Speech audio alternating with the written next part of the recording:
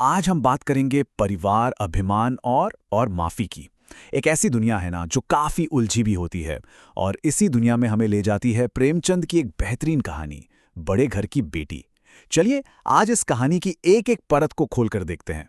सोचिए जरा, जब किसी परिवार में अभिमान या कह लें कि ईगो इतना बढ़ जाए कि वो टूटने की कगार पर आ जाए, तो आखिर वो कौन सी चीज है जो उसे जोड़े रखती है? प्रेमचंद की ये कहानी हमें इसी बड़े सवाल के जवाब तक लेकर जाएगी। तो कहानी शुरू होती है गौरीपुर नाम के एक गांव से। यहाँ रहते हैं बेनी माधव सिंह और उनका परिवार। देखिए, ये वो लोग थे जिनके पुरखे कभी बड़े जमींदार हुआ करते थे, मतलब खूब रुतबा था। लेकिन अब वो पुरानी शानो शौकत बस किस्से कहानियों में ही बची है। कहते हैं एक जमाना था जब उनके दरवाजे पर हाथी बंधा रहता था, और आज उसकी जगह एक बूढ़ी सी भैंस ने ले ली है। वक्त वक्त ऐसे ही बदलता है। और कहानी का जो टाइटल है ना, बड़े घर की बेटी, वो सीधे सीधे हमें कहानी की हीरोइन आनंदी से मिलवाता है। अब बड़े घर की बेटी का मतलब सिर्फ ये नहीं कि वो अमीर घर से है, नहीं, इसका मतलब उसके संस्कारों से है, उसकी सोच से है। और यही पहचान, यही उसका किरदार आगे चलकर पूरी कहानी को एक नया मोड़ देने वाला है। अब इस घर में ना दो भाई हैं, और दोनों में जमीन आसमान का फर्क है। पहले हैं बड़े भाई श्रीकंठ सिंह। पढ़े लिखे हैं, बीए पास, थोड़ी मॉडर्न सोच भी रखते हैं, लेकिन अपने परिवार की जड़ों से, खासकर पर जॉइंट फैमिली सिस्टम से बहुत जुड़े हुए हैं। और फिर हैं छोटे भाई लाल बिहारी, बिल्कुल उल्टे, हट्टे कट्टे गांव के सीधे साधे नौजवान, पर मिजाज के जरा गर्म हैं, गुस्सा नाक पर रहता है। और इन्हीं श्रीकंठ की पत्नी है आनंदी। अब आनंदी की दुनिया तो बिल्कुल ही अलग थी। वो एक ऐसी जगह से आई थी जहां पैसे और शानो शौकत की कोई कमी नहीं थी। उनके पिता भूप सिंह एक छोटी रियासत के तालुकदार थे, मतलब बहुत बड़े जमींदार। सोचिए, आनंदी का बचपन महलों में हाथियों के बीच बीता था, और अब वो जिस घर में आई वो माहौल बिल्कुल बिल्कुल अलग था। लेकिन कमाल की बात यह है कि इतने ऐशो आराम में पली बड़ी होने के बाद भी आनंदी ने अपनी इस नई जिंदगी को ऐसे अपनाया मानो उन्हें कभी उन महलों की आदत थी ही नहीं।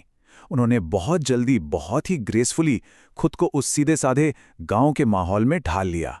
और फिर आता है कहानी का वो मोड़ जहां से सारा बखेड़ा शुरू होता है।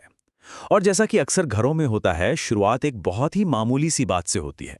एक दिन की बात है, दोपहर का समय था। लाल बिहारी कहीं से थोड़ा मीट ले आया और अपनी भाभी आनंदी से कहा कि इसे पका दें। तो खाना बना, लाल बिहारी खाने बैठा, लेकिन दाल में घी नहीं था। उसने शिकायत की। आनंदी ने बड़े आराम से बताया कि घर में जो पाव भर घी था, मतलब कुल मिला के 250 ग्राम के आसपास, वो सारा का सारा मीट में डाल दिया। बस यही वो बात थी जहां से चिंगारी भड़की। लाल बिहारी ने ताना मार दिया, और ये ताना आनंदी के दिल पर जाकर लगा। उनके आत्मसम्मान को चोट पहुंची। और जब बात मायके पे आती है ना, तो अच्छे अच्छों का सब्र जवाब दे जाता है। आनंदी ने भी पलट कर जवाब दे दिया कि इतना घी तो हमारे यहाँ कहार नौकर खा जाते हैं। अब लाल बिहारी, उसे तो कभी किसी ने ऊंची आवाज में बात नहीं की थी। ये जवाब सुनकर वो तो गुस्से से पागल हो गया। उसका जो वो एक देहातीपन वाला अभिमान था ना, वो जाग गया। और गुस्से में बिना सोचे समझे उसने कह दिया, जी चाहता है जीभ खींच लूं। और बात सिर्फ कहने तक नहीं रही। गुस्से में उसने अपनी लकड़ी की खड़ाऊं उठाई और आनंदी की तरफ फेंक मारी। आनंदी ने किसी तरह हाथ से रोक तो लिया, पर उंगली में चोट आ गई।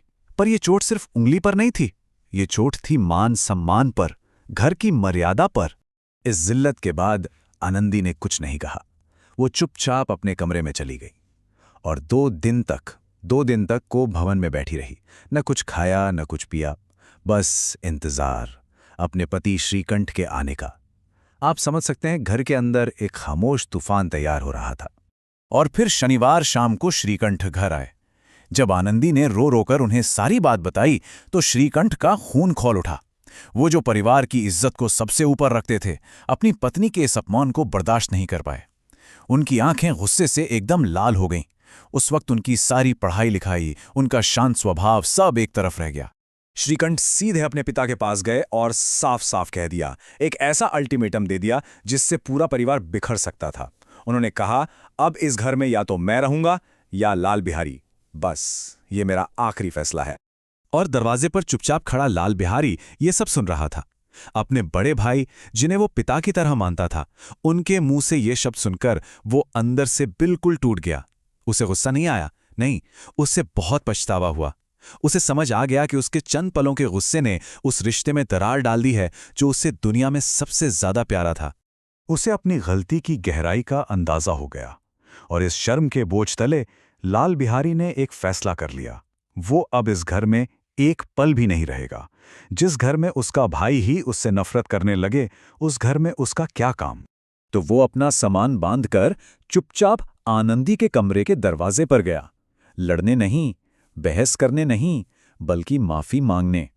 उसकी आवाज कांप रही थी। उसने कहा, भाभी, मेरी गलती माफ कर देना। मैं अब जा रहा हूं, ताकि मेरा चेहरा आपको फिर कभी ना दिखे। और जैसे ही आनंदी ने लाल बिहारी की आंखों में आंसू देखे, उसका सारा गुस्सा धुल गया। उसकी जगह दया और करुणा ने ले ली। कहते हैं ना, दिलों का मैल धोने के लिए आंसुओं से बढ़कर कोई चीज नहीं है। और यही कहानी का सबसे बड़ा, सबसे जरूरी मोड़ आता है। आनंदी आगे बढ़ती है। वो उस दरार को भरने का काम करती है। उसने लाल बिहारी का हाथ पकड़ लिया और उसे जाने से रोका। फिर अपने पति श्रीकंठ से कहा कि इन्हें माफ कर दीजिए। उसने साबित कर दिया कि उसके दिल में जरा भी मैल नहीं है।